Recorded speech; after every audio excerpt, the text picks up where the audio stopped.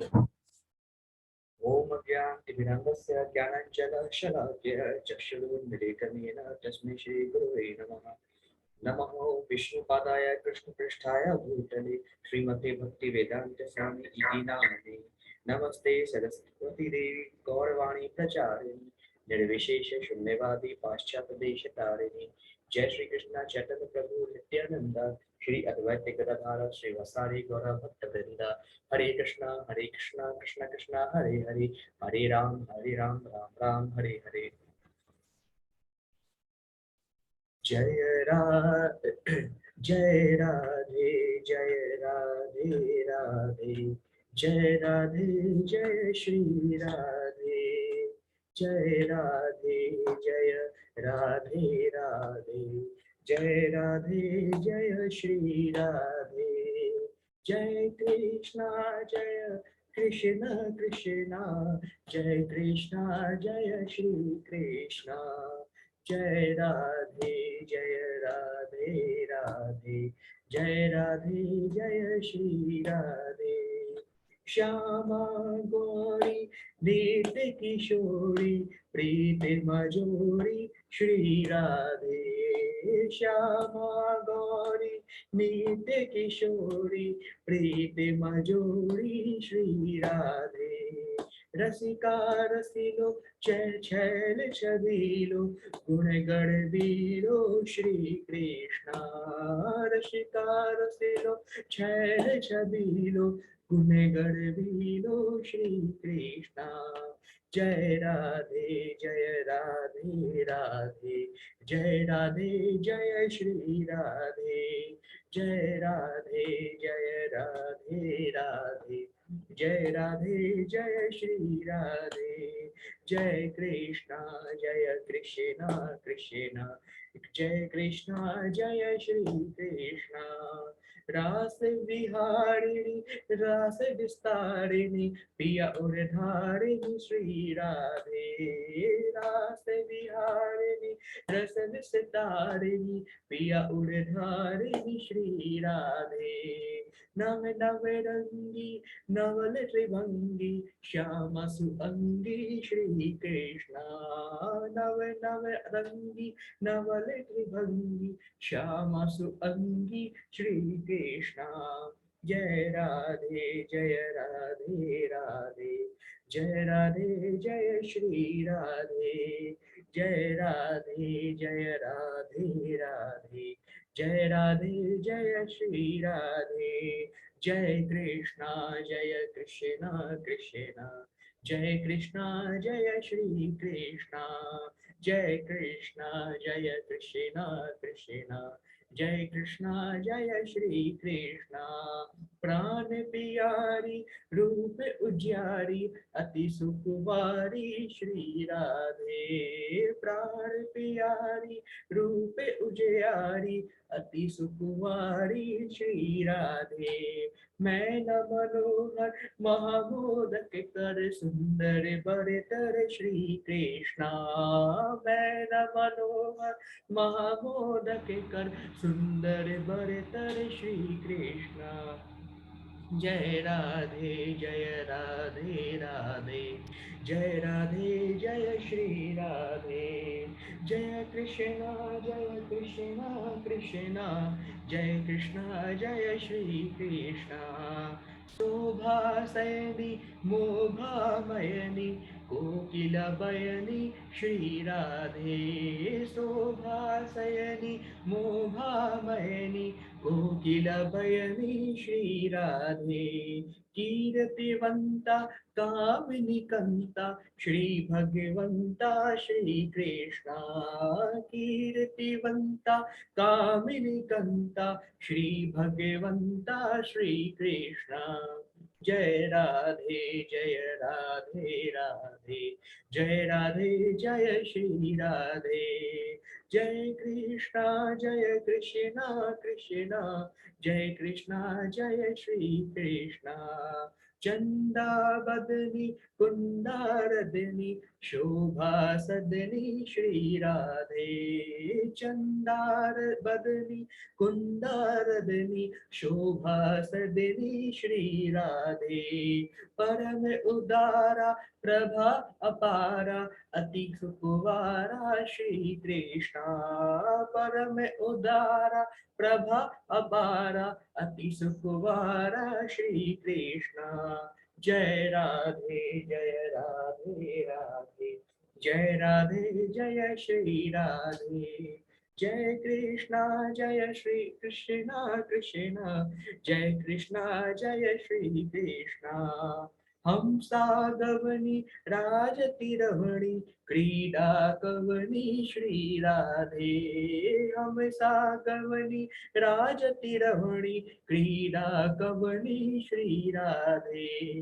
रूप रसाला नैन बिसाला परम कृपाला श्री कृष्णा। रूप रसाला नैन बिसाला परम कृपाला श्री कृष्णा। जय राधे राधे, जय राधे जय श्री राधे। जय कृष्णा कृष्णा कृष्णा, जय कृष्णा जय श्री कृष्णा। कंचन बेली रति रस रेली अति अलबेली श्री राधे। कंचन बेली रति रस रेली अति अलबेली श्री राधे। सब सुख सागर सब गुण आगर रूप उजागर श्री कृष्णा। सब सुख सागर सब गुण आगर रूप उजागर श्री कृष्णा। जय राधे राधे, जय राधे जय श्री राधे। जय कृष्णा कृष्णा, जय कृष्णा जय श्री कृष्णा। रमणी रमया तर तर तमया गुण आगम्या श्री राधे। रमणी रमया तर तर तमया गुण आगम्या श्री राधे। धाम निवासी प्रभा प्रकाशी सहज सुहासी श्री कृष्णा। धाम निवासी प्रभा प्रकाशी सहज सुहासी श्री कृष्णा। जय राधे राधे, जय राधे जय श्री राधे। जय कृष्णा कृष्णा कृष्णा, जय कृष्णा जय श्री कृष्णा।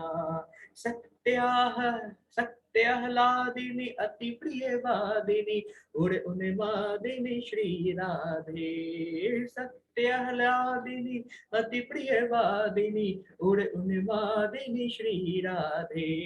अंगे अंगे तोना सरस सलोना सुभग सखोना श्री कृष्णा। अंगे अंगे टोना सरस सलोना सुभग सखोना श्री कृष्णा।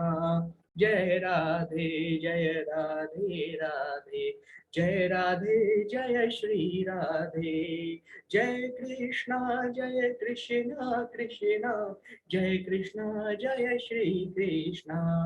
राधा नामिनी गुण अभिरामिनी हरि प्रिय स्वामिनी श्री राधे। राधा नामिनी गुण अभिरामिनी हरि प्रिय स्वामिनी श्री राधे। हरे हरे हरे हरे हरे हरे हरे हरे हरे हरे हरे हरे श्री कृष्णा। हरे हरे हरे हरे हरे हरे हरे हरे हरि हरि हरि हरि श्री कृष्णा। जय राधे राधे, जय राधे जय श्री राधे। जय कृष्णा कृष्णा, जय कृष्णा जय श्री कृष्णा। जय राधे राधे, जय राधे जय श्री राधे। जय कृष्णा कृष्णा, जय कृष्णा जय श्री कृष्णा। हरे कृष्णा सभी को। चलिए आज का चैप्टर हरे कृष्ण जी हरे कृष्ण। आज का चैप्टर नंबर 8 स्टार्ट करते हैं। तो अभी तक हमने चैप्टर नंबर 7 तक हमने, जहाँ पे कल हमने ज्ञान विज्ञान योग के बारे में पढ़ा और अच्छे तरीके से हमने जाना कि किस तरीके से इस तरीके का यूज करके, इस मेथड का यूज करके कैसे हम भगवान तक पहुंच सकते हैं, हम भगवान तक कैसे जुड़ सकते हैं। और कल अच्छे से हम यहाँ पे देखें कि किस प्रकार से भगवान बताते हैं कि अगर हम प्रॉपर तरीके से भगवान को जानेंगे, भगवान को समझेंगे, अपने मन को नियंत्रण करके भगवान को जानने के प्रयास करेंगे, भगवान को जानने की कोशिश करेंगे और देवी देवताओं के पीछे नहीं, अगर हमें मुक्ति चाहिए तो फिर भगवान के पीछे हमको जाना चाहिए, तो निश्चित रूप से हम मुक्ति अवश्य प्राप्त करेंगे। इसमें कोई भी संदेह नहीं, जो कि कल हम अच्छे तरीके से डिस्कस कर चुके हैं। तो अब हम चैप्टर नंबर 8 स्टार्ट करने जा रहे हैं। मैं स्क्रीन शेयर करता हूँ।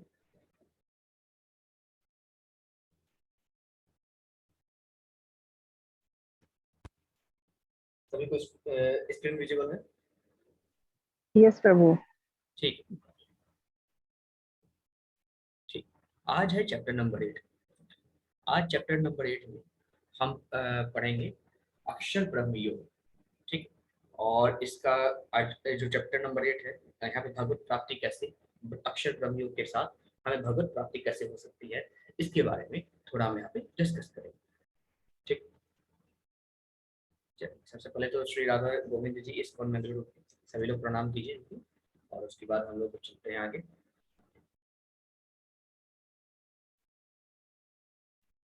तो अध्याय नंबर 7 में जैसे मैंने आपको बताया था भगवान कृष्ण के बारे में, किस तरीके से ज्ञान के द्वारा हम भगवान तक पहुंच सकते हैं।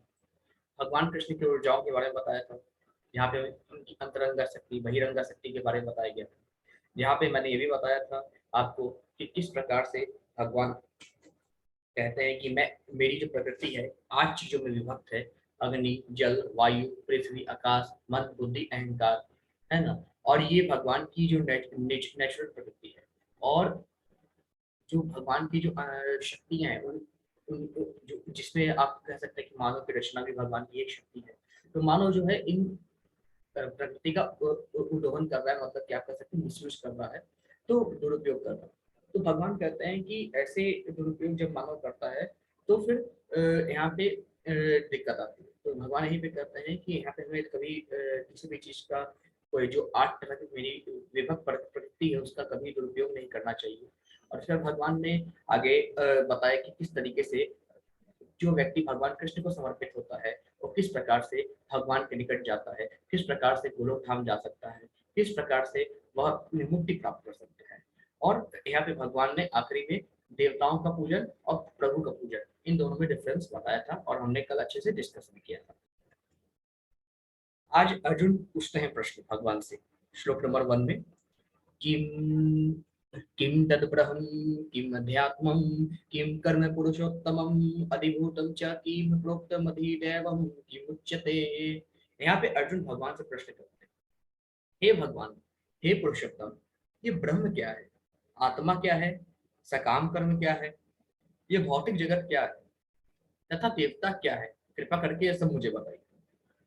अब अर्जुन यहाँ पे भगवान कृष्ण से प्रश्न करते हैं। अर्जुन भगवान कृष्ण से पूछते हैं, हे नाथ, हे मधुसूदन, मुझे जरा ये बताइए कि ये ब्रह्म क्या चीज है, आत्मा क्या होता है, सकाम कर्म क्या है, ये भौतिक जगत क्या है, ये देवता क्या होता है, ये सारी चीजें मुझे बताइए। फिर आगे श्लोक नंबर 2 में भगवान कहते हैं, यहाँ भगवान से कहते हैं अर्जुन, हे मधुसूदन, ये जो यज्ञ है, चाहे भक्ति यज्ञ हो चाहे किसी प्रकार का यज्ञ हो, उसका स्वामी कौन है, और वह शरीर में कैसे रहता है, मृत्यु के समय भक्ति में लगे रहने वाले पुरुष की क्या स्थिति होती है, वो आपको कैसे जान पाते हैं, ये सारी चीजें मुझे बताइए।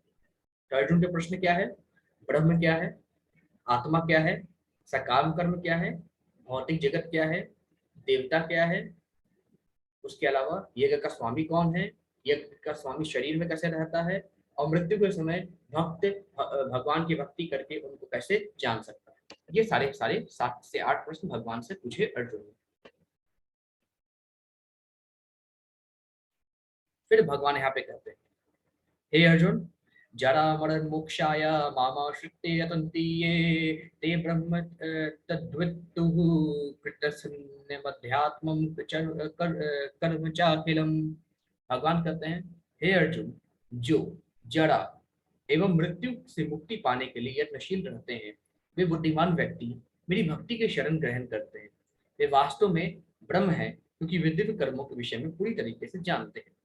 भगवान कहते हैं कि जो व्यक्ति जरा यानी बीमारी तथा मृत्यु यानी जब इंसान मर जाता है, इन दोनों से, क्योंकि क्या है कि जब इंसान जन्म लेता है, फिर मरने के बाद जब स्वर्ग लोक को जाता है या नर्क लोक को जाता है, वापस पृथ्वी लोक पर आता है, फिर से जन्म लेता है।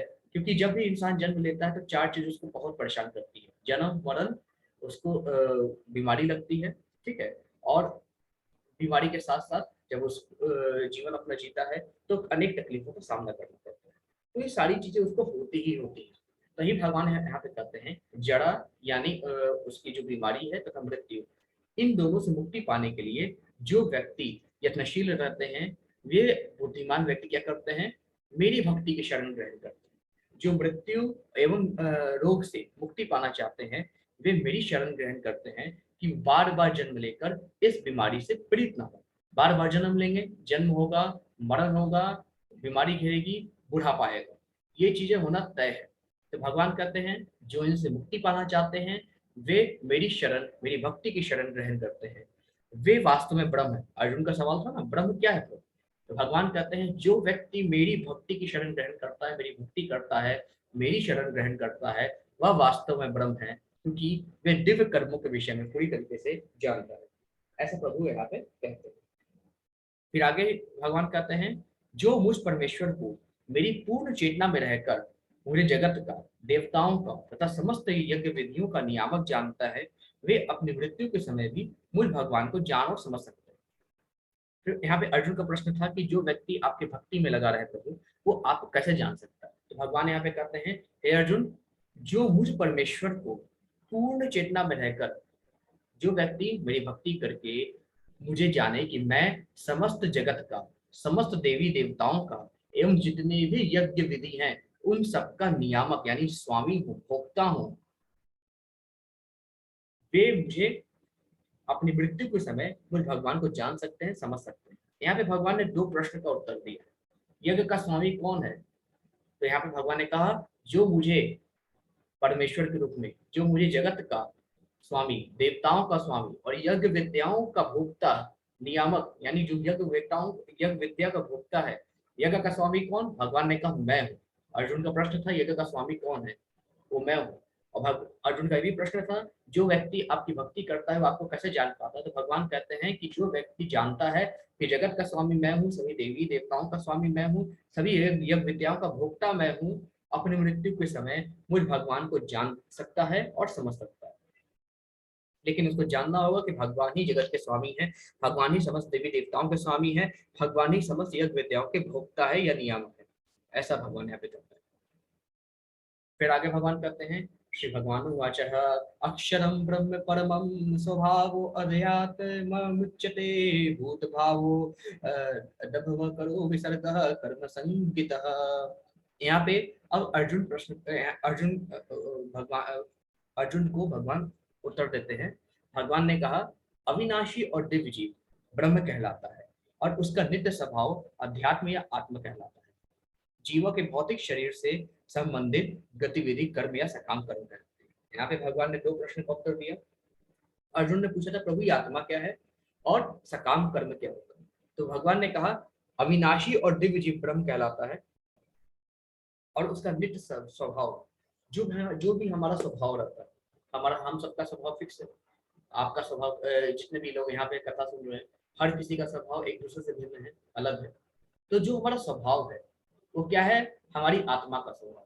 क्योंकि हमारी जो आत्मा है जिसका size 1/10,000 of the tip of the hair है, वो हमारे हृदय में रहती है और उसका स्वभाव अलग है, दूसरे की आत्मा का स्वभाव अलग होगा। तो जो हमारा स्वभाव है वही हमारी आत्मा है और जो हमारा शरीर है ना, वो एक प्रकार से ब्रह्म कहलाता है। फिर आगे भगवान कहते हैं सकाम कर्म के बारे में, जीवों के भौतिक शरीर से संबंधित गतिविधि कर्म या सकाम कर्म कहलाते हैं। भगवान कहते हैं जो जीव अपने शरीर से कोई भी कार्य करता है जहाँ पे फलों की इच्छा निहित होती है, फल की इच्छा त्यागता नहीं है, वह सकाम कर्म कहलाता है। ऐसा भगवान यहाँ पे कहते हैं। फिर आगे जहाँ पे अर्जुन का सवाल था पूरा हो गया। ब्रह्म कौन है? जीव, अविनाशी, जीवित इकाई। अध्यात्म क्या है? जीव की प्रकृति, कर्म, तन की ओर ले जाने वाले कर्म। अधिभूत कौन है? भौतिक प्रकृति। देखिए, एक होता है अधिभूत, एक होता है अधिदैव। ठीक है, अधिभूत क्या है? जो कि हमारी भौतिक प्रकृति है, हमारे नेचर। और अधिदैव क्या है? जिस अधिदैव में सभी देवी देवता लोग आते हैं। अधिभूत क्या है? हम सब लोग उसमें आते हैं, संसारिक लोग। ठीक है। और अधियज्ञ क्या है? परमात्मा। तो तीन चीज होती है, अधिभूत, अधिदैव, अधियज्ञ। जो अधिभूत है, हम सब सांसारिक लोग उसमें आते हैं। अधिदेव है, उसमें सभी देवी देवता लोग आते हैं। और अधियज्ञ, ठीक है, त्याग का भोग करने वाला, अधियज्ञ, यज्ञों का भोक्ता, वो कौन है? परमात्मा। परमात्मा कहाँ रहते हैं? परमात्मा सभी के दिल में रहते हैं। मृत्यु के समय कृष्ण को कैसे याद किया जाए? जीवन भर स्मरण करें एवं ये जाने कि भगवान सभी के भोक्ता हैं, भगवान सभी के स्वामी हैं, भगवान देवताओं के स्वामी हैं। अगर ये हम जानते हैं तो भगवान कृष्ण को हम याद कर सकते हैं, उन मृत्यु के समय उनकी याद आ जाए। फिर आगे प्रभु कहते हैं श्लोक नंबर 4 में, अधिभूतम शिरो भाव पुरुष सचादिदैवतम अधियज्ञो अहम अहम एवात्र देहे देहे भृताम वर।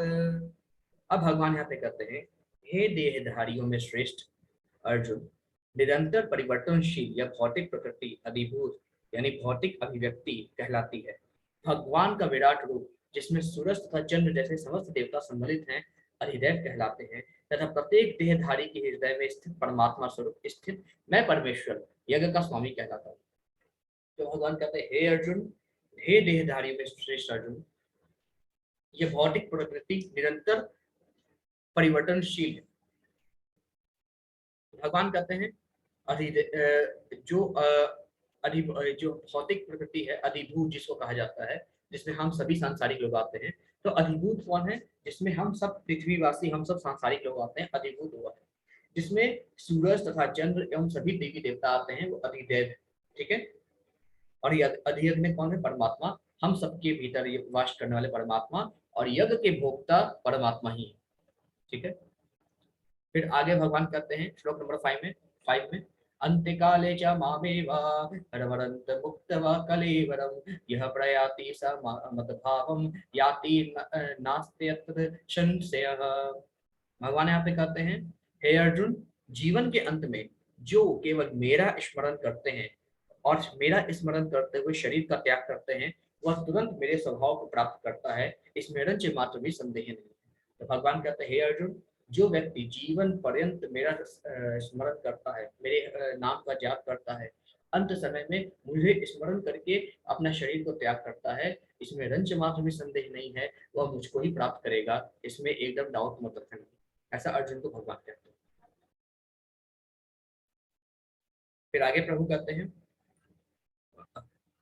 आगे एक महाभारत से एक श्लोक आता है, अन्यानि भूतानि गच्छन्ति हाय यमालयम् शेषः सप्ता सथावरं इक्षन्ति किम आश्चर्यम् अतः परम।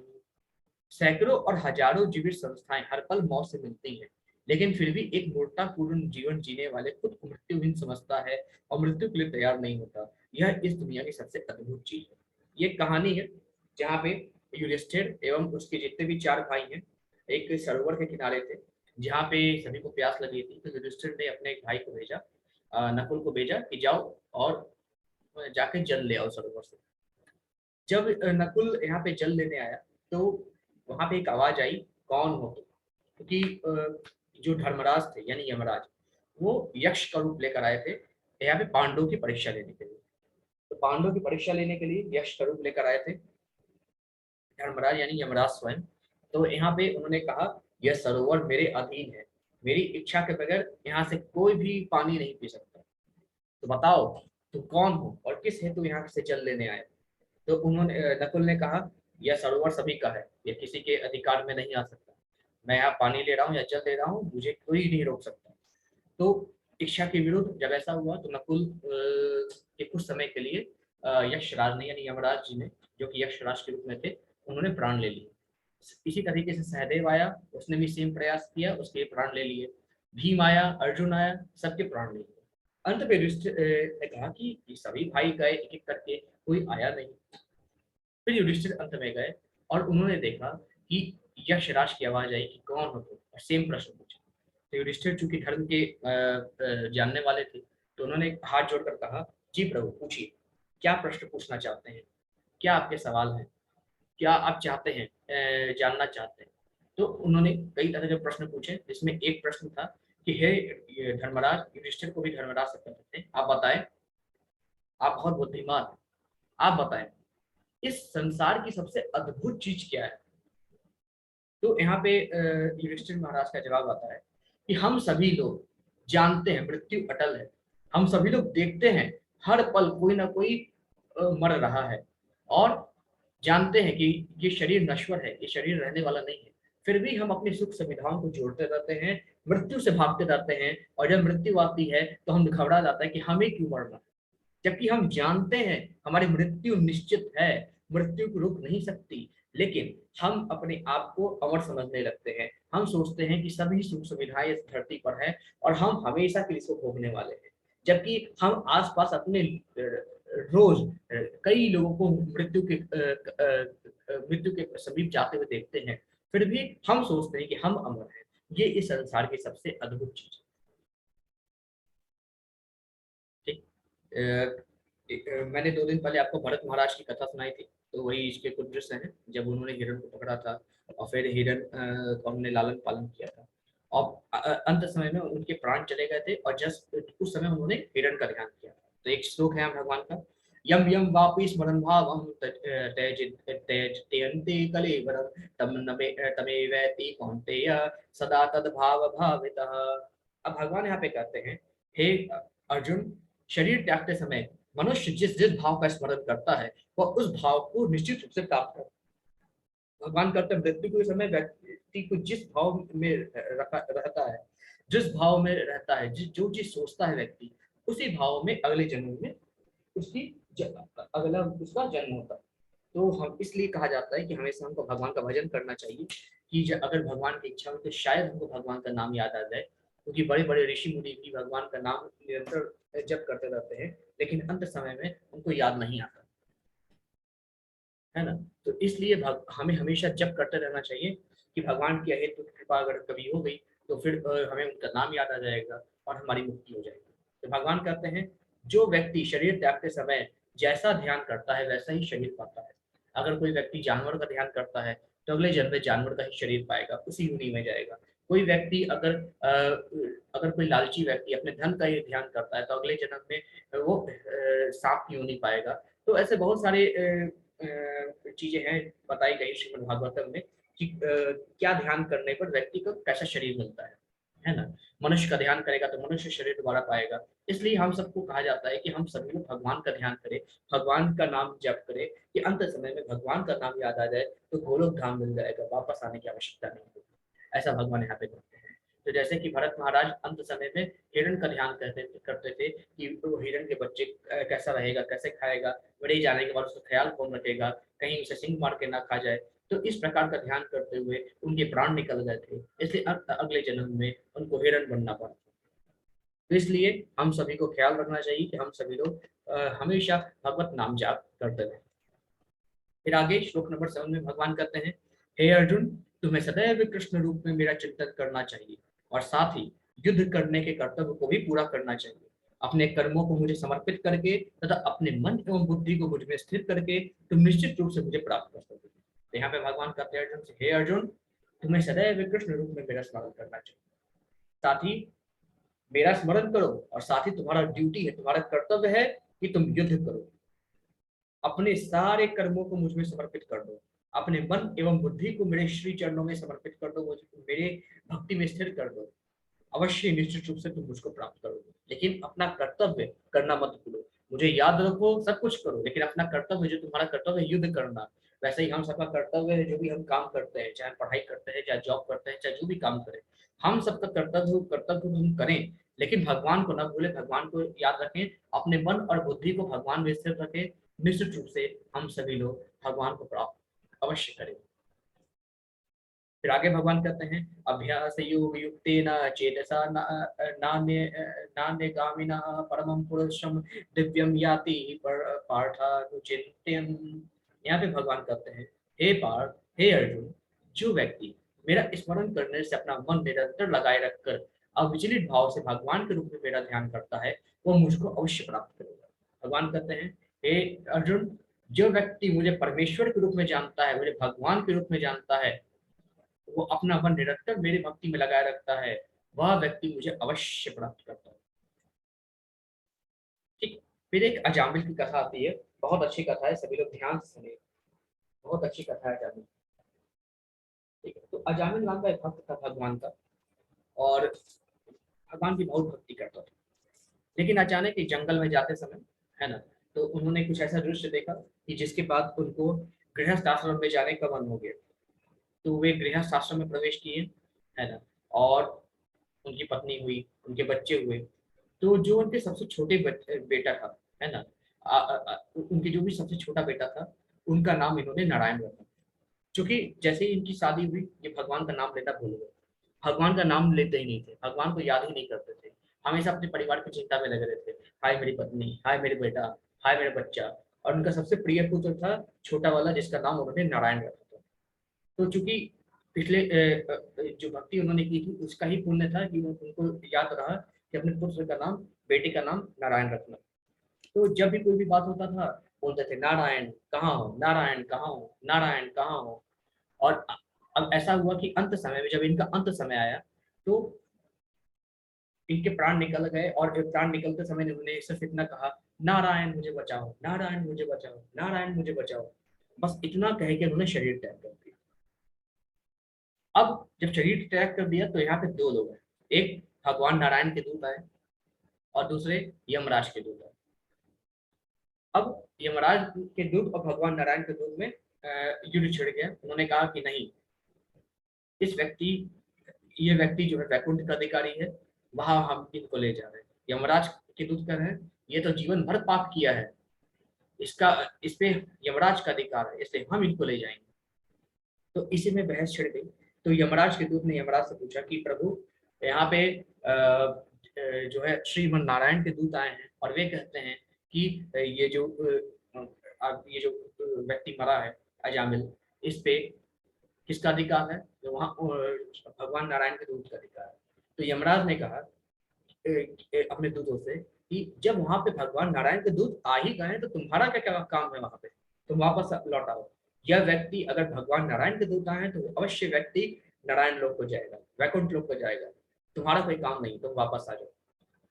तो वहीं भगवान नारायण के दूत आते हैं और इनको वैकुंठ ले जाते हैं। तो यहाँ पे एक प्रश्न पूछा जाता है कि आखिर जीवन भर पाप करने वाला व्यक्ति को भगवान नारायण की शरण कैसे प्राप्त होती है? तो अंत समय में उन्होंने नारायण बोला था, नारायण नारायण। तो यहाँ पे एक बार यमराज के दूत पूछते भी हैं कि नारायण नारायण बोला था, नारायण तो इनके बेटे का नाम था। तो यमराज नारायण भगवान के दूत बोलते हैं, इनके बेटे का नाम तो नारायण अभी है, लेकिन प्रभु का नाम नारायण तो कई समय से है। तो नारायण नाम लेने से ही सभी पाप कट जाते हैं और सीधे मुक्ति मिलती है। इसलिए भगवान कहते हैं कि अंत समय में जैसी जिसकी मति रहती है, जो व्यक्ति के मुंह में आता है, अगर वो भगवान का नाम आ जाए तो मुक्ति मिल जाती है, और अगर कुछ और आ जाए तो वही योनि में जाना पड़ता है। ऐसा भगवान यहाँ पे कहते हैं।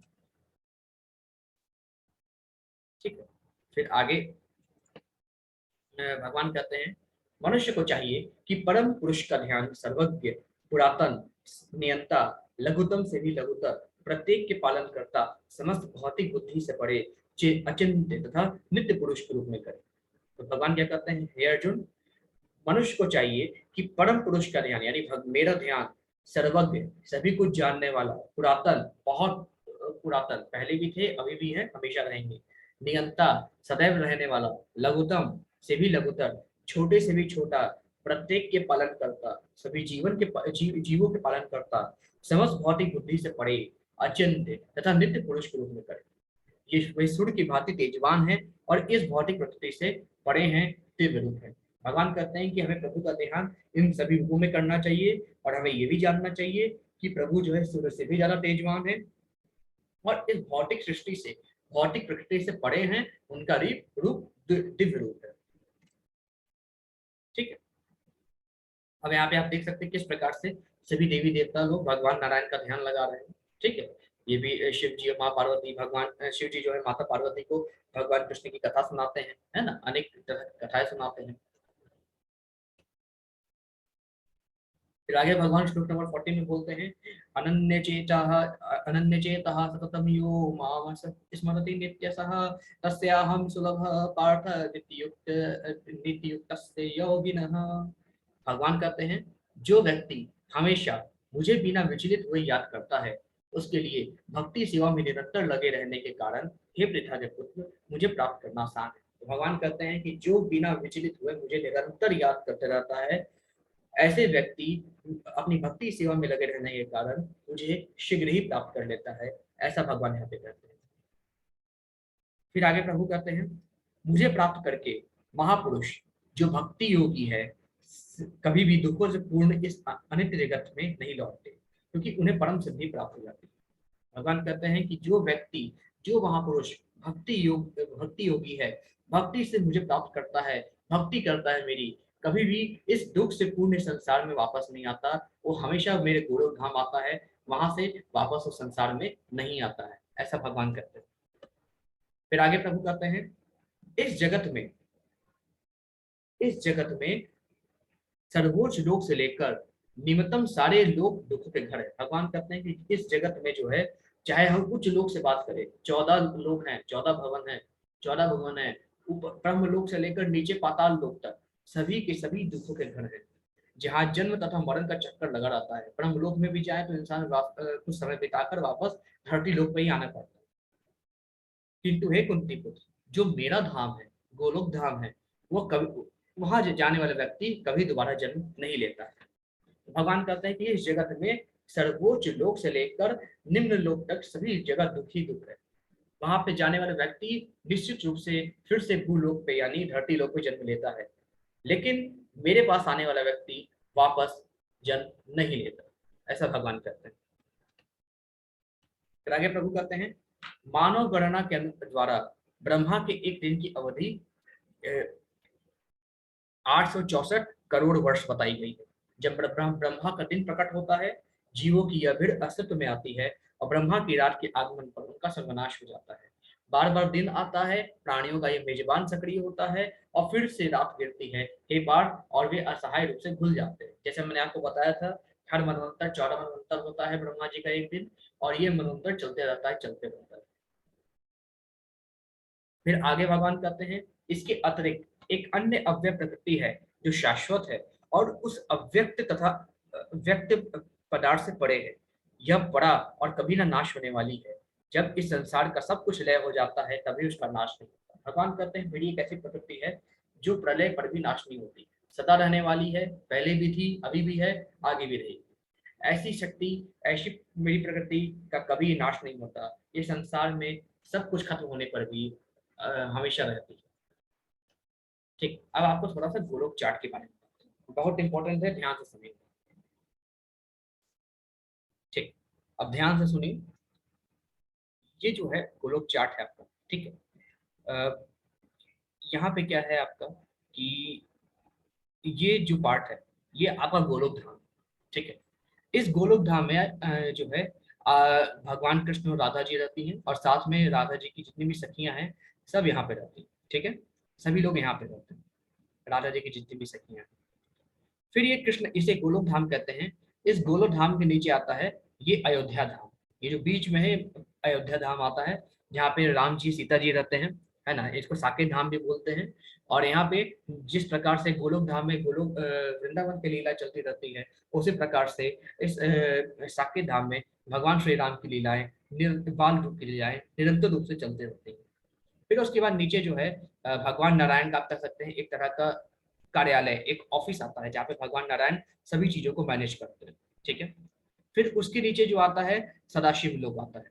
ठीक है, सदाशिव लोक यहाँ पे आता है, जहाँ यहाँ पे असली कैलाश पर्वत है, जहाँ पे शिव जी हैं, यहाँ पे वास करते हैं। ठीक है। अब शिव जी के ही कई अवतार हैं, 11 रुद्रावतार हैं, इसमें एक रुद्रावतार जो है आपका आपके पृथ्वी लोक पे भी वास करते हैं, और जो कि यहाँ पे कैलाश मानसरोवर है, तो भगवान शिव का जो अंश है वो यहाँ पे एक वास करते हैं। फिर उसके बाद एक महाविष्णु आते हैं। महाविष्णु के रोम रोम से, उनकी शरीर के एक एक रोम रोम से, है ना, करोड़ों ब्रह्मांड निकलते हैं।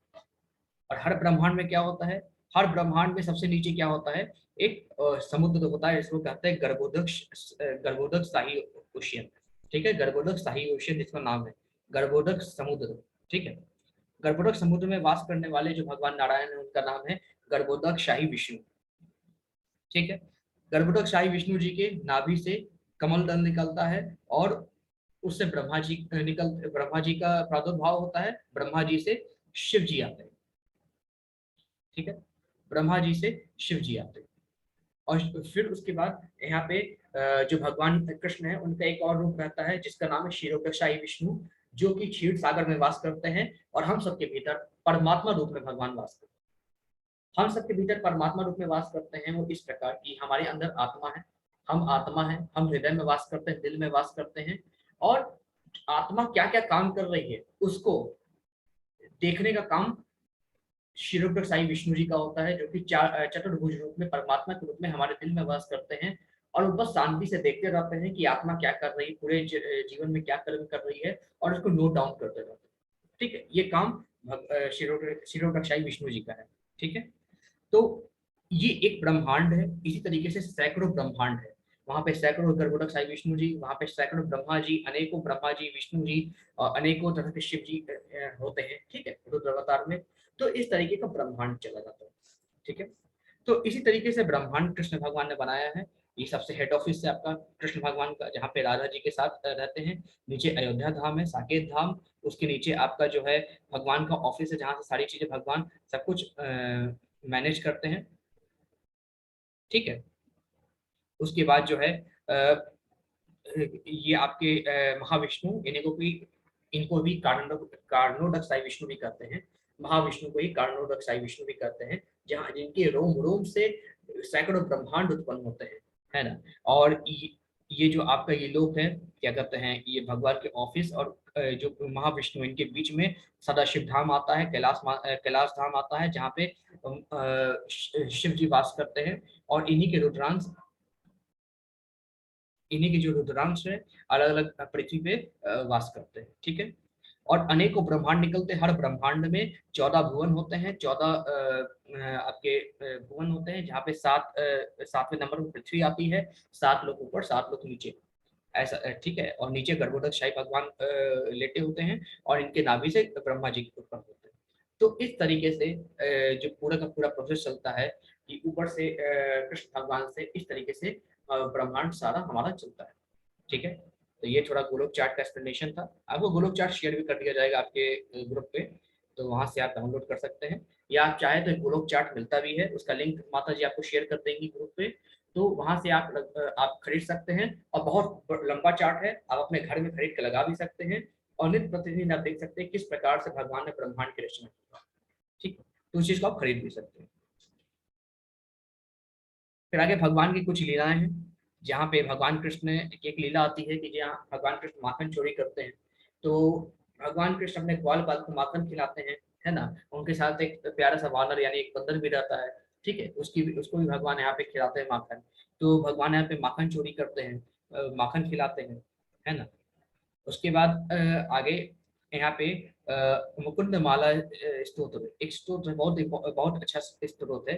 कृष्ण द्वितीय पद पंकज पंजरातन पंजरांतम अद्यैव मे विसतु मानसे राजा हंसः प्राण प्रयाण समय कपह वात पितई कंठावरोधन विदाउ स्मरणम कुता सते।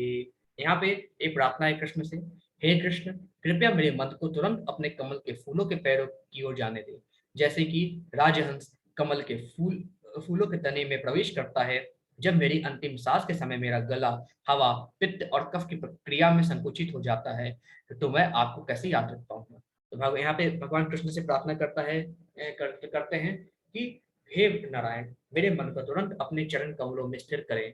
जिस प्रकार से ये राजहंस कमल के फूलों के तने में प्रवेश करता है, जब मेरा अंत समय आएगा, जब मेरा गला अवरुद्ध हो जाएगा, मेरी बुद्धि काम नहीं करेगी, जब सांस नहीं ले पाऊंगा मैं, पूरा गला कफ से भर जाएगा, आपका नाम तक नहीं ले पाऊंगा मैं, कैसे आपको याद रखूंगा मैं? उस समय आप सहायता करना नारायण, मुझे अपना याद दिला देना, अपने नाम का याद दिला देना। एक प्रार्थना है।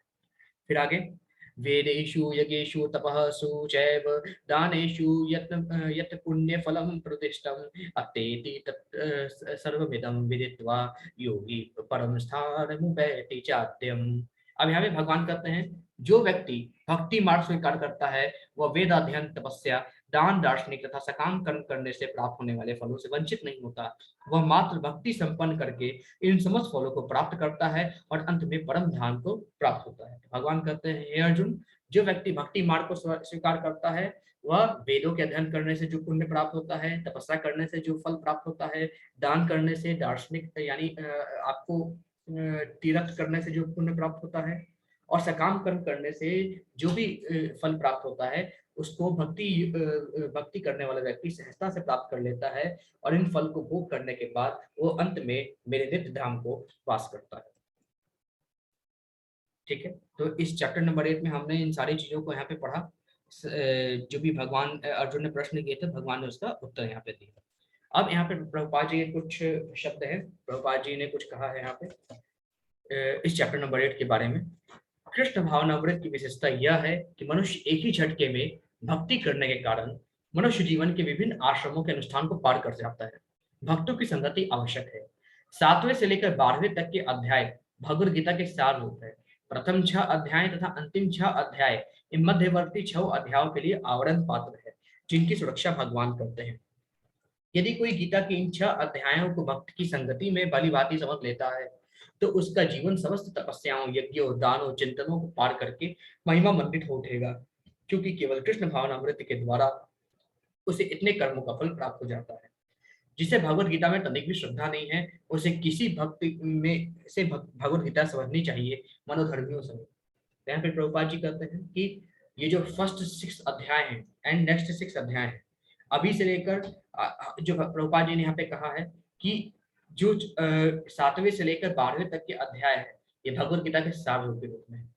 पहले से लेकर 6 के रूप में जो है बहुत सारी चीजें बताई गई हैं। आत्मा क्या है, परमात्मा क्या है, जीव क्या है, मनुष्य को कैसा कर्म करना चाहिए, कितने प्रकार के कर्म होते हैं, किस प्रकार से मनुष्य इन सारी चीजों को करके अपने जीवन में आगे बढ़ सकता है। तो इन सारे ये जो फर्स्ट 6 चैप्टर्स हैं उसमें ये सारी अच्छे से बताया गया है। प्रभुपाद जी ये भी कहते हैं, जिसको भगवत गीता में श्रद्धा नहीं है उसे किसी महान भक्त से इस भगवत गीता को सुनना चाहिए, और किसी अधर्मी से नहीं सुनना चाहिए, या किसी ऐसे लोगों से नहीं सुनना चाहिए जो कभी गुरु से शिक्षा न ग्रहण किया हो, जो किसी परंपरा से ना आता हो, बल्कि ऐसे व्यक्ति से सुनना चाहिए जो किसी परंपरा से जुड़ा हो या वो भगवान का महान भक्त हो। ऐसा प्रभुपाद जी भी यहाँ पे कहते हैं। तो ये अध्याय पे समाप्त होता है। सभी लोग साथ में कहेंगे, हरे कृष्णा कृष्ण कृष्ण हरे हरे, हरे राम राम राम हरे हरे, हरे कृष्ण कृष्ण कृष्ण हरे हरे, हरे राम राम राम हरे हरे, हरे कृष्ण कृष्ण कृष्ण हरे हरे, हरे राम राम राम हरे हरे। तो किसी कोई क्वेश्चन हो, कोई प्रश्न हो, अपना हैंड रेस कर सकता है, या फिर आप लोग चैट बॉक्स में प्रश्न पूछ सकते हैं। जी माता दी। तो इस चैप्टर नंबर 8 में इतना ही बताया गया है कि भगवान यहाँ पे बताते हैं कि जहाँ पे अर्जुन के प्रश्न थे, आत्मा क्या है, ब्रह्म क्या है, भगवान को, जो भगवान के भक्त है भगवान को कैसे प्राप्त कर सकते हैं, कुछ ऐसे प्रश्न थे जहाँ पे भगवान ने उत्तर दिया कि जो व्यक्ति मेरी भक्ति करता है वो मुझको प्राप्त कर लेता है, जो व्यक्ति मुझे परमेश्वर के रूप में जानता है वो मुझको प्राप्त करता है, वो मुझे याद कर पाता है। फिर यहाँ पे भगवान कहते हैं कि जो व्यक्ति अंत समय में जैसी जिसकी मति होती है वैसे ही गति उसको प्राप्त होती है, जैसे ही मति वैसे ही गति। इसलिए हमेशा भगवान के नाम का जाप करना चाहिए कि अंत समय में हमें भगवान का नाम याद आ जाए, भगवान की हमें भगवान याद आ जाए, बस इतना हमें प्रयत्न करना चाहिए। फिर आगे भगवान ये भी कहते हैं कि जो व्यक्ति मुझे परमेश्वर मानता है, जो व्यक्ति देवी देवताओं के बजाय मुझे मेरा पूजन करता है ना, और जो पूर्ण रूप से अपने मन को मेरे चरणों में स्थित करता है, अपने मन को मुझ में स्थित करता है, अपने बुद्धि और अपने विवेक को मुझ में स्थित करके अपना कर्तव्य करता है और निश्चित रूप से मुझे प्राप्त करता है, इसमें कुछ भी संदेह नहीं है। हमें भगवान ये भी करते हैं कि जो व्यक्ति मन से मेरी पूजा करता है ना, और वो सभी तरह के फलों को प्राप्त करता है, चाहे तपस्या करने का फल हो, यज्ञ करने का फल हो, वेदों का अध्ययन करने का फल हो, सभी तरह के फल वो अच्छे से प्राप्त करता है और अंत समय में वो मेरे भगवत धाम को जाता है। तो इस अध्याय में अक्षर ब्रह्म योग में ये बताया गया है किस तरीके से हम ब्रह्म ज्ञान के साथ और साथ में जो भगवान ने यहाँ पे ज्ञान बताया है, इस तरह से हम भगवान को प्राप्त कर सकते हैं, इस अध्याय के ही साथ।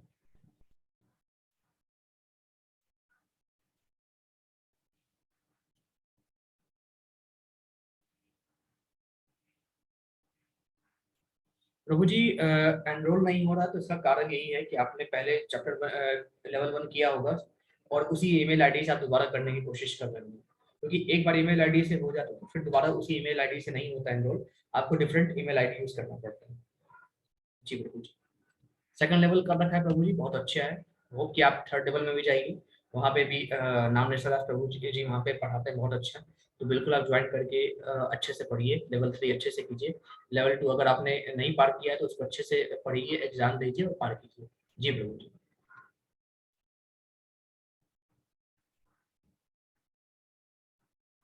अच्छा अच्छा, तो सेकंड लेवल आपका कंप्लीट हो गया क्या प्रभु जी? कोई बात नहीं प्रभु जी, अभी इस चैप्टर के बाद जो मतलब जैसे ये आपका 18 डेज वाला समाप्त होगा, सेकंड लेवल का फिर से जो है आपका स्टार्ट हो जाएगा रजिस्ट्रेशन, तो आप रजिस्टर कर सकते हैं और अच्छे से कर सकते हैं इसको, फिर से दोबारा कर सकते हैं, कोई दिक्कत की बात नहीं प्रभु जी। फिर से रजिस्ट्रेशन स्टार्ट होगा, कर सकते हैं आराम से। जी पावन प्रभु जी। और किसी कोई क्वेश्चन कोई प्रश्न चैट बॉक्स में लिख सकते हैं, हैंड रेस कर सकते हैं।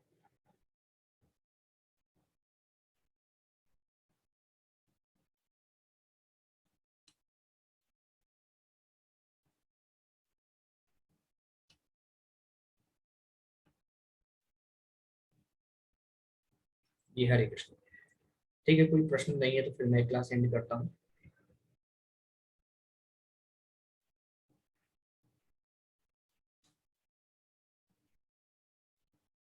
बिल्कुल मतलब समझ मिल जाएगी आपको, जो है चैप्टर 1 से 6 तक तो आपको पोस्ट किया ही गया है एक एक करके।